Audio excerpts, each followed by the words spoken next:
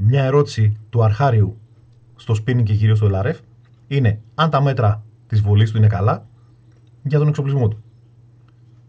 Παρακολουθείτε το σημερινό βιντεάκι μέχρι το τέλος για να δούμε ποιοι παράγοντες επηρεάζουν άλλοι λιγότερο και άλλοι περισσότερο τη βολή μας.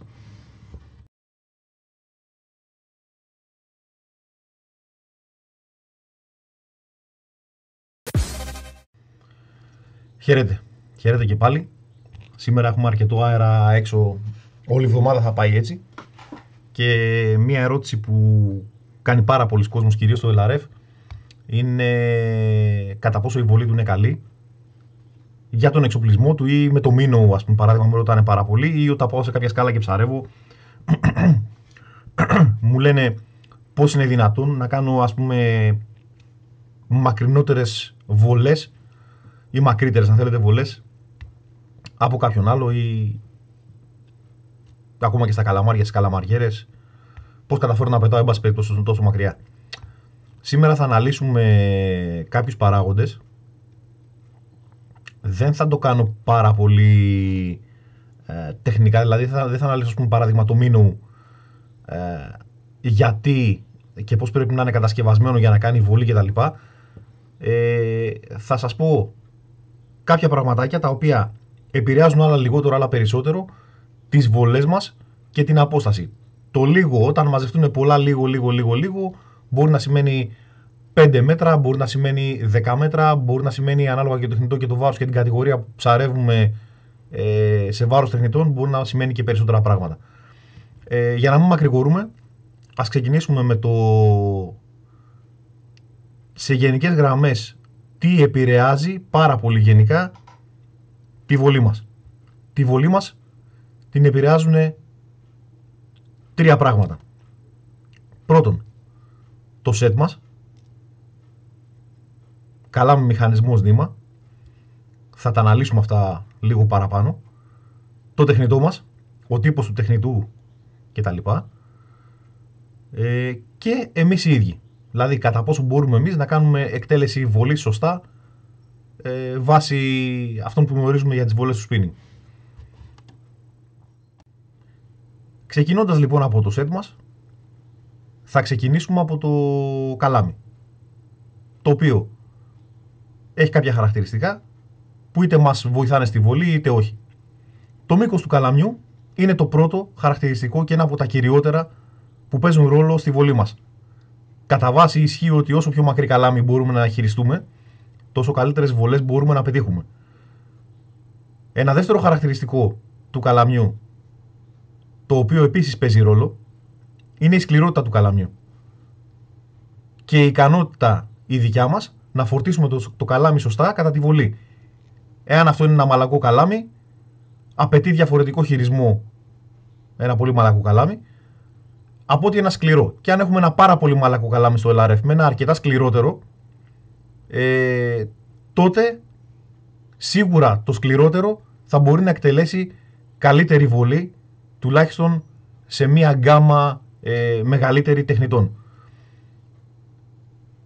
Το μαλακότερο καλάμι πάρα πολλές φορές είναι ένα καλάμι το οποίο απευθύνεται σε ειδικότερα ψαρέματα. Είναι πιο εξειδικευμένο. Έτσι λοιπόν θα πρέπει να προσέχουμε, ειδικά στο LRF που ρωτάτε πάρα πολύ, ένα tubular καλάμι με ένα solid έχουν άλλη σκληρότητα, έτσι, στο ίδιο καλάμι. Οπότε όλα αυτά τα χαρακτηριστικά θα πρέπει να τα κοιτάμε. Ένα τελευταίο χαρακτηριστικό το οποίο παίζει ρόλο στο καλάμι είναι η οδηγή. Εάν η οδηγή μας, για παράδειγμα, είναι low rider ή τύπου K, έχουν διαφορά κατά την άποψή μου στη βολή. Με έναν K εγώ μπορώ να κάνω καλύτερη βολή με τους low rider, ενώ έχουν καλύτερη κατανομή της έντασης στο καλάμι κατά τη μάχη. Στη βολή δεν με βοηθάνε, τουλάχιστον εμένα προσωπικά αυτό βλέπω εγώ. Η διάμετρος των οδηγών παίζει πάρα πολύ μεγάλο ρόλο και η απόστασή τους, κυρίως από το μηχανισμό, του πρώτου οδηγού από το μηχανισμό. Και αυτά επίσης παίζουν άλλες φορές λίγο μεγαλύτερο ρόλο, άλλες φορές λίγο μικρότερο στη βολή μας. Αλλά όπως είπαμε, κομματάκι μπορούμε να κερδίσουμε κάποια μέτρα. Τώρα, θα περάσουμε στο μηχανισμό. Ο μηχανισμός θα πρέπει καταρχήν να βοηθάει από κατασκευής του, δηλαδή η μπομπίνα του να βοηθάει έτσι ώστε κατασκευαστικά το χείλος της να κάνει για βολές. Το πρώτο και το κύριο. Το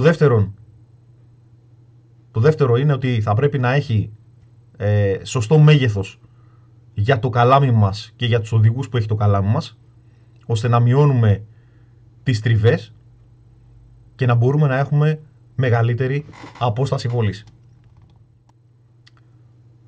Το τρίτο και τελευταίο πράγμα που παίζει ρόλο στο σετ μας είναι το νήμα. Όταν ένα καλάμι λέει ότι μπορεί να διαχειριστεί έστω από 0,6P μέχρι 1,2P, εάν το σετάρουμε το ίδιο, με τον ίδιο μηχανισμό, το ίδιο τεχνητό, και του βάλουμε στη μία περίπτωση 0,8 παράδειγμα και 1,2, θα διαπιστώσουμε ότι αμέσως η βολή μας μικραίνει, και μικραίνει για μια σειρά από λόγους, όπως η αντίσταση στον αέρα. Το κυριότερο είναι αυτό, συν τα υπόλοιπα ωφέλη που έχουμε με το πιο λεπτό μνήμα, καλύτερη αίσθηση και όλα αυτά που έχουμε πει στα προηγούμενα βίντεο και τα έχουμε αναλύσει. Τώρα, η σωστή ποσότητα νήματος στο μηχανισμό παίζει και αυτή ρόλο. Δηλαδή το πόσο νήμα θα βάλουμε πάνω στο μηχανισμό. Κάποιοι το γεμίζουν μέχρι τα 1000. Εγώ για τον αρχάριο θα πρότεινα να είναι και λίγο πιο κάτω στον αρχάριο, ώστε να αποφύγει αρχικά το παραγέμισμα και τις τούφες. Το πώς βοηθάει το γέμισμα του μηχανισμού στη βολή, αρκεί να φανταστείτε ότι για παράδειγμα, εάν αυτό εδώ είναι το χείλος της μπομπίνας μας και εδώ είναι ο άξονας της, εάν είναι άδειο το μηχανάκι μας, εάν είναι σχετικά άδειος ο μηχανισμός, η γωνία που δημιουργείται εδώ είναι μεγάλη και υπάρχει τριβή στο χείλος της μπομπίνας κατά το ξετύλιγμα. Όσο γεμίζει, τόσο πιο ελεύθερα ξετυλίγεται και φεύγει η σπήρα χωρίς να έχει τριβές. Οπότε και το γέμισμα σίγουρα βοηθάει, απλά μην το παρακάνετε, μην το παραγεμίζετε, γιατί θα έχετε άλλου είδους προβλήματα. Καλύτερα να είστε και ένα τσικ που λέει ο λόγος, ένα χιλιοστό πιο κάτω, παρά να είστε παραγεμισμένοι. Με ένα χιλιοστό πιο κάτω δεν θα δείτε την τραγική διαφορά, ας πούμε, π.χ. ο ένας να κάνει 50 μέτρα και ο άλλος να κάνει 70 μέτρα. Θα δείτε κάποια μέτρα. Έτσι. Δεν παίζει τόσο πολύ μεγάλο ρόλο. Θα περάσουμε τώρα στα τεχνητά. Είναι πάρα πολύ υποκειμενικό να μιλάμε για απόσταση βολής με μίνου. Για ποιο λόγο? Το μίνου έχει πάρα πολλούς παράγοντες, έχει πολύ περισσότερους παράγοντες που επηρεάζουν στην απόσταση βολής από ότι έχει π.χ. ένα πλανάκι. Τι εννοούμε με αυτό? Αν είχαμε ένα πλάνο, θα είχαμε απλά να κάνουμε με το σχήμα του, το πώς είναι, δηλαδή αν είναι φαρδής, πλατής, στενός, μακρύς κτλ. Και με το αν είναι μπροστό βάρος, μεσό βάρος ή πίσω βάρος. Θα είχαμε να κάνουμε μόνο με αυτά τα δύο πράγματα.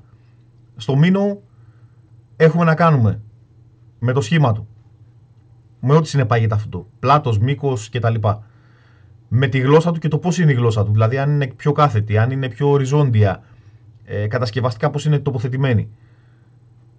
Με το βάρος του, σε σχέση με το μήκος του. Με το πώς είναι τοποθετημένο το βάρος του, είναι σταθερού έρματος, είναι κινούμενο έρματος, έχει κάποιο μαγνητικό σύστημα μέσα. Όλα αυτά παίζουν ρόλο στη βολή. Οπότε είναι άτοπο να μιλάμε έτσι γενικά ότι αν είναι καλή η βολή μου με ένα μίνο. Είναι εντελώς άστοχο το ερώτημα να μιλάμε για ένα μίνο έτσι απλά. Θα πρέπει να το δούμε συνολικά το πράγμα και να δούμε σίγουρα και άλλα πράγματα. Τώρα, για να καταλάβετε μια ακραία, ας πούμε, διαφορά, ένα μίνο με μεγάλο σώμα, με μεγαλύτερο σώμα, έστω 10 γραμμαρίων, έτσι, με μεγαλύτερο και πλατύτερο σώμα και μια πιο κάθετη γλώσσα, από ένα στα ίδια γραμμάρια, ίδιο κατασκευαστικά, μικρότερο τεχνητό σε μήκος και σε όγκο γενικά, θα έχει σίγουρα το μεγαλύτερο μικρότερη βολή. Δεν το βοηθάει. Έχει μεγαλύτερη κόντρα στον αέρα, η αεροδυναμική του δεν το βοηθάει πάρα πολύ και γι' αυτό θα έχει μικρότερη βολή. Τα pencil για παράδειγμα. Πάρα πολλά pencil είναι σταθερού έρματος μέσα. Ή ακόμα και κινούμενου, δεν παίζει ρόλο. Για το λόγο πολύ απλά ότι είναι μακρόστενα τα περισσότερα και δεν έχουν πάρα πολύ πλάτος, δεν έχουν γλώσσα κτλ. Έχουν πολύ καλύτερη βολή από ένα μήνο. Οπότε το να μιλάμε συγκεκριμένα στην ερώτηση που οι περισσότεροι κάνετε και λέτε αν η βολή μου είναι καλή, θέλω να πετάω το μήνο μου, ας πούμε, πετάω ένα μήνο στα 10 μέτρα, 15 μέτρα με το LRF, αν είναι καλή η βολή ή όχι. Δεν υπάρχει απάντηση σε αυτό. Έχει να κάνει με το μήνο, όπως και με όλα τα υπόλοιπα πράγματα τα οποία συζητάμε και αναλύουμε σε αυτό το βιντεάκι. Κάτι άλλο το οποίο επηρεάζει τη βολή μας είναι ο αέρας. Έστω και ο ελάχιστος αέρας, αν μιλάμε για LRF, σίγουρα επηρεάζει τη βολή μας. Επηρεάζει η έντασή του και η διεύθυνσή του. Εάν κάνουμε δοκιμές, καλό είναι να τις κάνουμε σε όσο γίνεται πιο απάνεμο μέρος, με ηρεμία σχετικά, να μην έχουμε καθόλου αέρα, θα ήταν το ιδανικό. Για να δούμε, ας πούμε, τελικά τι βολές μπορούμε να κάνουμε. Από εκεί και πέρα, το κομμάτι αέρας σίγουρα επηρεάζει και στα νήματα και στα τεχνητά στη βολή και η διεύθυνσή του από που έρχεται, γιατί πολλές φορές του πάρουν τα τεχνητά στον αέρα από τον πλευρικό άνεμο, κάποια μήνο κτλ. Δεν θα το αναλύσουμε, θα το αφήσουμε έξω, αλλά να ξέρετε ότι ο αέρας, όταν κάνετε δοκιμές, καλό είναι να είστε σε άπνοια. Να μην υπάρχει αέρας, δηλαδή δεν μπορούμε να μετρήσουμε απόσταση βολής σε αέρα. Και το τελευταίο πράγμα, όπως είπαμε, είναι ο παράγοντας άνθρωπος, εμείς οι ίδιοι. Καλό θα είναι αν προερχόμαστε από κάποια άλλη τεχνική, όπως έχω ξαναπεί πάρα πολλές φορές, να μάθουμε να κάνουμε βολές με τα καλάμια του LRF. Είναι κάτι εντελώς διαφορετικό η βολή στο casting και στο εγγλέζικο με τη βολή του spinning. Να μάθουμε πόσο απόσταση πρέπει να έχουμε ανάλογα και με το καλάμι μας, σαν κρέμασμα, ας το πούμε, το τεχνητό μας πόσο απόσταση πρέπει να έχει από την κορυφή για να εκτελέσουμε σωστά μια βολή. Το momentum, δηλαδή το βίτσιασμα που θα κάνουμε στην ουσία, τι ορμή πρέπει να έχει, πώς πρέπει να φορτίσουμε ένα καλάμι, αυτά τα overhead που κάνουμε από πάνω από το κεφάλι και τα λοιπά στο casting δεν υπάρχουν, παιδιά. Δηλαδή μπορείς πολύ άνετα να βγάλεις πάρα πολλά μέτρα βολής εφόσον είσαι σωστά στημένος και ξέρεις να κάνεις βολή. Δεν χρειάζεται να βιτσιάζουμε και να ακούμε χάπα και το τεχνητό μας να πέφτει στα 5 μέτρα μπροστά μας. Έτσι. Είναι όλα θέμα στισίματος, είναι όλα θέμα του να μάθουμε τελικά να προπονηθούμε να κάνουμε βολές με το spinning. Μαθαίνοντας τον εξοπλισμό μας φυσικά τα όρια του, το πώς πρέπει να φορτώσουμε το καλάμι μας, αυτά που λέγαμε αρχικά στο βίντεο, παίζει ρόλο. Και στο τέλος, βάζοντας όλα αυτά τα κομματάκια, λοιπόν, λίγα, θα κερδίσουμε κάποια μέτρα βολής. Έχει να κάνει με το τεχνητό, με το καλάμι κτλ. Τώρα, για να κλείσουμε το βίντεο, αυτό που ρωτάτε πολύ, ότι έχω το τάδε καλάμι και τάδε εξοπλισμό και θέλω να κάνω ας πούμε, με το τάδε καλάμι κάνω 20 μέτρα βολή, είναι καλή η βολή. Καταλαβαίνετε ότι είναι κάτι εντελώς υποκειμενικό. Γιατί εγώ μπορεί να κάνω μια άλλη βολή γιατί το έχω σετάρει διαφορετικά, γιατί χρησιμοποιώ άλλο τεχνητό, γιατί ξέρω να κάνω βολή ενώ εσείς δεν μπορείτε να κάνετε βολή με αυτό το καλάμι, γιατί δεν σας βολεύει το μήκος του, γιατί δεν σας βολεύει η σκληρότητά του, γιατί για 1002 λόγους. Οπότε καταλαβαίνετε ότι το ερώτημα είναι άτομο. Θα πρέπει για να σας το απαντήσει κάποιος να έχει κατά βάση και κατά προσέγγιση να σας το απαντήσει, έτσι, όχι ακριβώς. Θα πρέπει κατά βάση να έχει το ίδιο set ακριβώς με εσάς και να δουλεύει το ίδιο τεχνητό για να σας πει εάν η βολή είναι καλή. Εφόσον όμως μάθετε να το δουλεύετε και προπονηθείτε και κάνετε σωστά βολές, να είστε σίγουροι ότι δεν θα έχετε τραγική διαφορά. Δηλαδή, αν πάρετε το καλάμι σας και το δώσετε σε κάποιον άλλο δίπλα και του πείτε κάνε βολή με αυτό το καλάμι, δεν θα έχετε κάποια τραγική διαφορά στη βολή. Εφόσον ξέρει να κάνει και εκείνος βολή και εσείς εννοείται, θα διαψώσετε ότι τα πράγματα θα είναι περίπου ίδια. Δεν θα είναι, ας πούμε, κάτι τραγικό. Αυτά για το σημερινό βιντεάκι. Ελπίζω να μην σας κούρασα. Σας ευχαριστώ όπως πάντα που παρακολουθείτε τα βιντεάκια μου. Αν θέλετε, κάντε μια εγγραφή στο κανάλι. Κάντε ένα σχόλιο, ό,τι θέλετε να ρωτήσετε. Απαντάω πάντα εγώ στα σχόλια, δεν υπάρχει πρόβλημα. Και μην ξεχνάτε και τη σελίδα στο George Froudakis Fishing Page στο Facebook. Σας ευχαριστώ όλους. Να είστε όλοι καλά. Μέχρι το επόμενο βίντεο τα λέμε.